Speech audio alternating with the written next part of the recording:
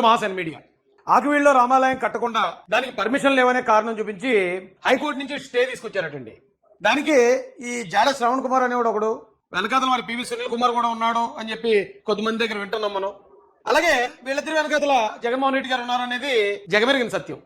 ఎందుకంటే అక్కడ ఎలాగైనా సరే ఆకివీడులో దళితులకి, అక్కడ ఉన్న ఇతర కులాలకి, లేకపోతే అక్కడ ఉన్న దళిత క్రైస్తవులకి, హిందువులకి గొడవ క్రియేట్ చేస్తే అల్టిమేట్గా అది వైసీపీ పార్టీకి ఎంతో కొంత లబ్ధి చేకూరుతుందనే ఒకే ఒక కుట్రతో ఆకివీడులో ఉన్న దళితుల జీవితాలు, అలాగే ఉండి నియోజకవర్గంలో ఉన్న క్రైస్తవులు వారి చర్చల్ని రిస్క్లో పడేస్తున్నారండి. వాళ్ళని బలిపశువులు చేస్తున్నారు. దానికి వీళ్ళు చేసే ప్రయత్నాలు ఎలా ఉన్నాయో కొన్ని ఆధారాలతో చూపిస్తాను. ఈ జాడ శ్రావణ్ గారు అయితే ఆడు ఏం మాట్లాడాడో వాడి మాటల్లోనే కుట్రంతా బయట పెట్టేసుకున్నాడు. ఆడు తెలియక మాట్లాడేశాడు. ఆ మాట్లాడేసిన దాంట్లో అసలు వాళ్ళ స్ట్రాటజీ స్కెచ్ ఏంటి అనేది ఈరోజు ఆకివీడులో దళితులకి, ఉండి నియోజకవర్గంలో ఉన్న క్రైస్తవులందరూ కూడా నేను తెలియజేస్తాను. వీళ్ళు మాకు సంబంధం లేదని కనుక మీరు నిరూపించుకోకపోతే నిజంగా వీళ్ళు చేసే తప్పులన్నీ కూడా మీ నెత్తిమే పడతాయి. ఎందుకంటే మీ పేరు చెప్పే వీళ్ళన్నీ తప్పులు చేస్తున్నారు.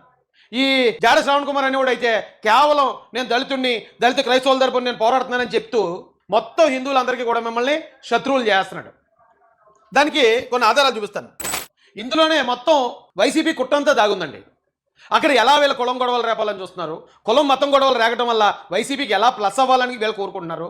అక్కడ వాళ్ళు బలిపశువులు అయిపోయినా సరే రాష్ట్ర వ్యాప్తంగా ఉన్న దళితుల్ని, మళ్ళీ క్రైస్తవుల్ని, తెలుగుదేశం కూటమికి వచ్చిన వాళ్ళని మళ్ళీ వెనక్కి వైసీపీకి ఎలా తీసుకెళ్లాలని వీళ్ళు తాపత్రయపడుతున్నారో చాలా క్లియర్గా చెప్పేసాడు.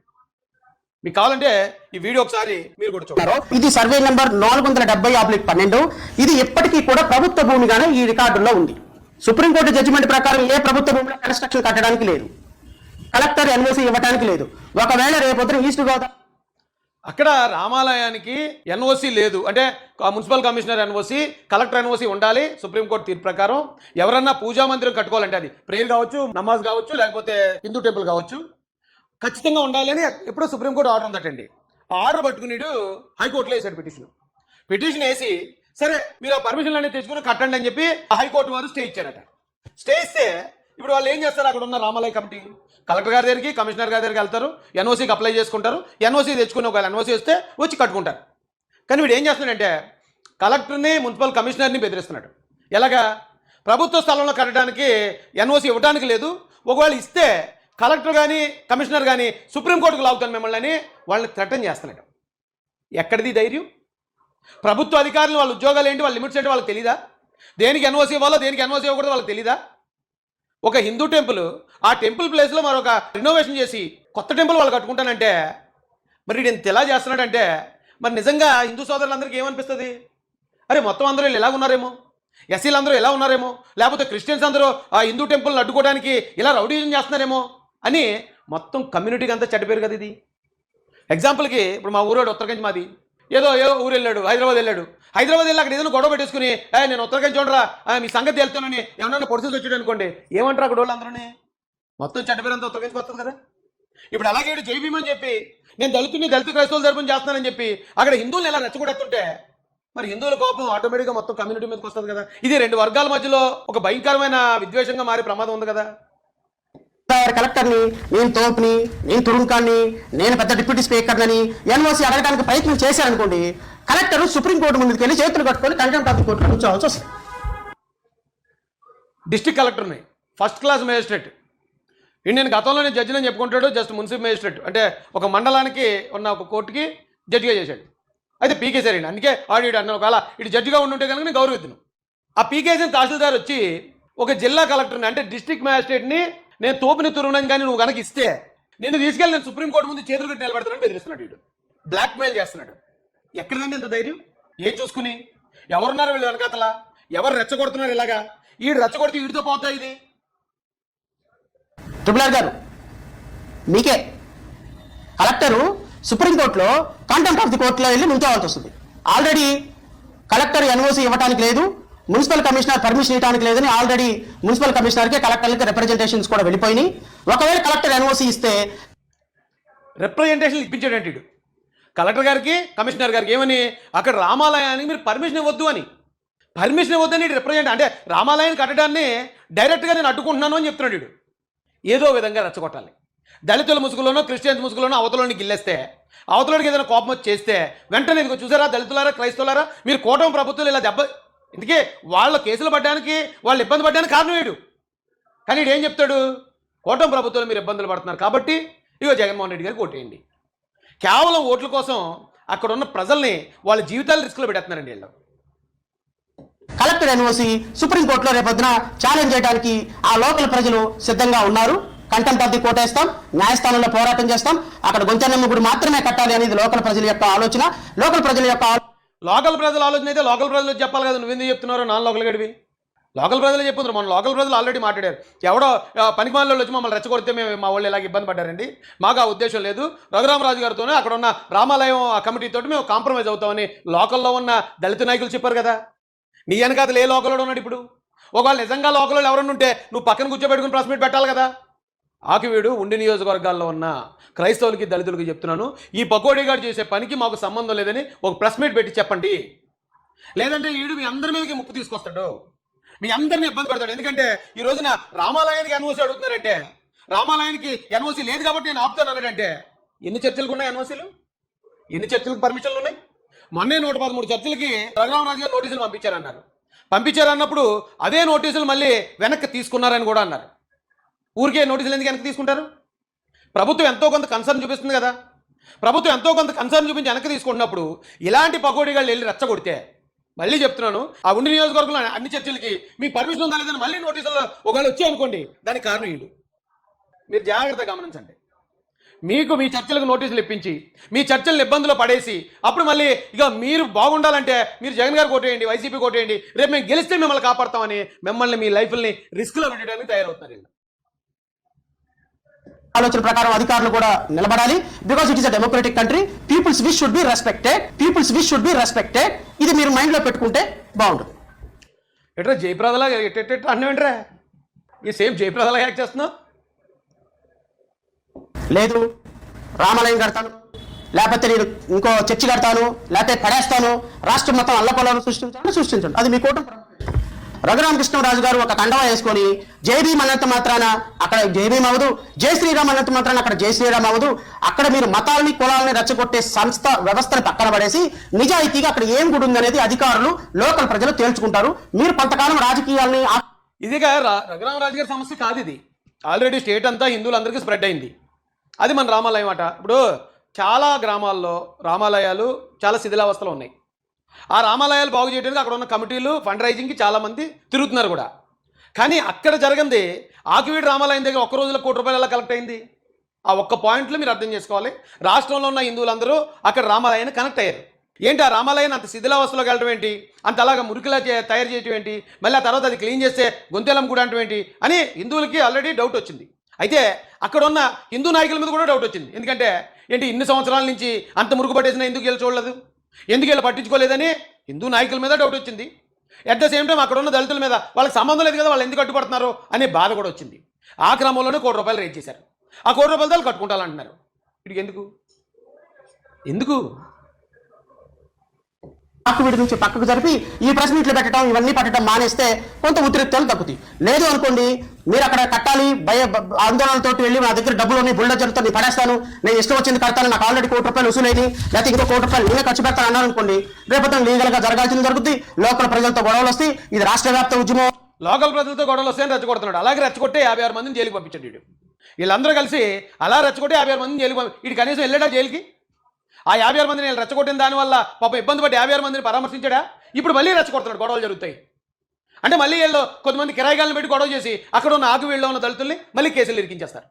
కేసులు ఇరికించేసి అది కూటమి ప్రభుత్వం మీ మీద కేసులు పెట్టింది కాబట్టి మీరు రేపు 29 ఎలక్షన్లో మాకు ఓటు వేయండి అని ఓట్లు అడుక్కుంటారు. అవుతుంది. అప్పుడు మీరో మేమో చూసుకోవాల్సిన పరిస్థితి వస్తుంది అని లోకల్ ప్రజలు అంటున్నారు. మీరో మేమో చూసుకోవాల్సిన పరిస్థితి వస్తుందట. అంటే ఏంటి, హిందువులు క్రిస్టియన్సోనా లేకపోతే హిందువులు దళితులనా? ఏడో వద్దని అర్థం ఏంటి? మీరో మేము చూసుకుందాం అంటే వీడు ఒక అతి గొప్ప జ్యుడిషియరీ వ్యవస్థ నుంచి వచ్చినోడు. వీడు రోడ్ల మీద అలాగా లేకపోతే ఎక్కడ పడితే అక్కడ తాగిపడిపోయి వచ్చినోడు కాదు. ఇలాంటి వాడు అలా మాట్లాడొచ్చు అంటే నువ్వు నేను చూసుకుందాం. ఇది మతాల గురించి మాట్లాడేటప్పుడు మళ్ళీ ఎంత సెన్సిటివ్ ఇష్యూ అండి ఇది. అంటే ఇంటర్నేషనల్గా హిందువులను రెచ్చగొట్టమని వీడికి టాస్క్ ఇచ్చారు ఎవరు. ఒరే జాడా నువ్వు వెళ్ళి హిందువులను రెచ్చగొట్టే, ఆ హిందువులందరూ ఒకవేళ కోపోద్రిక్తులయ్యి అక్కడ ఆకువీళ్ళు ఏదైనా ఘర్షణ జరిగితే అది దళితుల మీద దాడిగా మనం చూపిద్దాం, రాష్ట్రంలో ఉన్న దళితులందరినీ రెచ్చగొడదాం.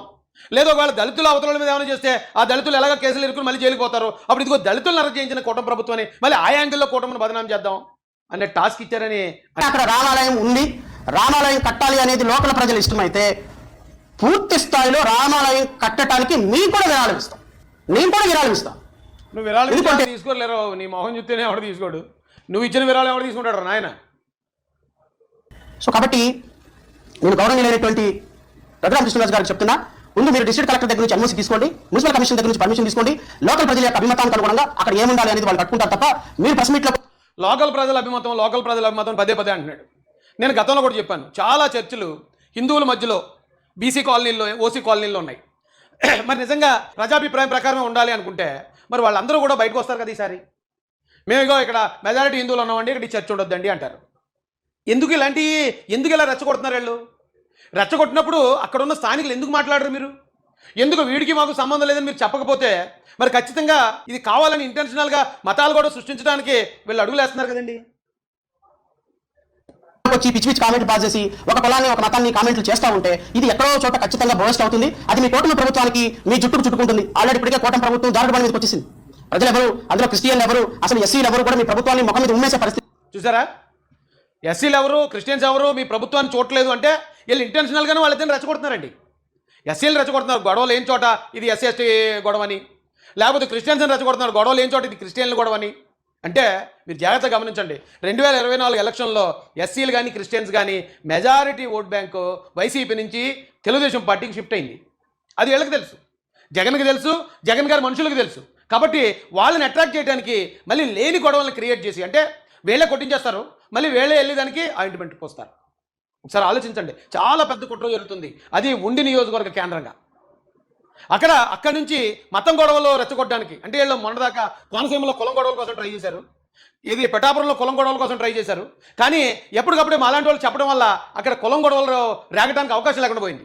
అందుకని ఇక్కడ ఉండి నియోజకవర్గంలో ఎలాగ రఘురామరాజు గారు ఆయన కూడా సై అంటే సై అంటాడు కాబట్టి అలాంటి క్యారెక్టర్ ఆయనకు ఉంది కాబట్టి వీళ్ళు దాన్ని అడ్వాంటేజ్గా తీసుకుని మతం గొడవలు రెచ్చగొట్టి ఇందులో ఎలాగా ఈ కూటమిలో బీజేపీ, టీడీపీ, జనసేన ఉన్నాయి కాబట్టి ఇవి దళితులకి, క్రైస్తవులకి, ముస్లింలకి వ్యతిరేకం అనేది క్రియేట్ చేయాలని చూస్తున్నారండి. అలా క్రియేట్ చేయాలనుకుంటే నిజంగా వ్యతిరేకం అయితే 113 చర్చలకు ఇచ్చిన ఆ నోటీసులు ఎందుకు మళ్ళీ వెనక్కి వెళ్ళాయి అది ఆలోచించాలి. ఉంది ఇంకా ఇంకా ఇంకా ఇంకా మీ ట్యాక్స్ల వల్ల దిగజారిపోతుంది. మీరు చేసేది నిజంగా మా మంచి కోసమే నేను భావిస్తున్నాను. ఎందుకంటే ప్రభుత్వం మీద పోరాటం చేస్తున్నాం. మా వల్ల ఎన్ని ఓట్లు పోతే నాకైతే తెలియదు, కానీ మీ వల్ల సంకనాగిపోతుంది కూటమి ప్రభుత్వం. ఇంకా మేము మిమ్మల్ని వెల్కమ్ చేస్తున్నాం. మరి ఒక విధంగా మీరు మాట్లాడడానికి మేము ప్రోత్సహిస్తున్నామని అనుకోండి. మీరు మిమ్మల్ని ఎంకరేజ్ చేస్తున్నాం, మీరు మాట్లాడడానికి మేము ప్రోత్సహిస్తున్నాం అంటే ఈ గొడవకి మేము ప్రోత్సహిస్తున్నాం అంటున్నాడు. గొడవ పెట్టడానికి మేము ప్రోత్సహిస్తున్నాం, మీరు మమ్మల్ని తిట్టే విధంగా మేము మా ప్రయత్నాలు మా పనులు మేము చేస్తాం, మీతో మేము తిట్టించుకుంటాం, మీతో మా వాళ్ళని తిట్టించిన తర్వాత ఆటోమేటిక్గా ఇక వాళ్ళు తిడుతున్నారు కూటమి ప్రభుత్వానికి సంబంధించిన ఎమ్మెల్యే కాబట్టి మీరు కూటమి ప్రభుత్వానికి ఓటేయకండి అని మా వైసీపీ వైపు మళ్ళించుకుంటాం.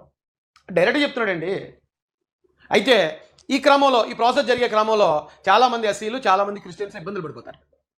ఇప్పుడు అటువైపు జగన్మోహన్ రెడ్డి అండి, ఇటువైపు రఘురామరాజు గారు అండి, ఇద్దరు ఢీకొంటున్నారు. ఈ ఢీకొంటున్న క్రమంలో మధ్యలో వీళ్ళు ఎవరిని అడ్డు పెట్టుకుంటున్నారు? వైసీపీ వాళ్ళు క్రిస్టియన్స్ని, దళితులను అడ్డు పెట్టుకుంటున్నారు. అంటే రఘురామరాజు గారు కొట్టిన తప్ప వీళ్ళకి తగలదు డైరెక్ట్గా, జగన్ గారికి, వైసీపీ వాళ్ళకి వీళ్ళకి తగిలేస్తుంది. ఒకవేళ ఇన్ కేసు వీళ్ళు దళితులతోని క్రిస్టియన్స్ తోటి ఒకవేళ ఏదైనా వ్యతిరేకత తీసుకొస్తే దానికి అల్టిమేట్గా మళ్ళీ లబ్ధిదారులు ఎవరు?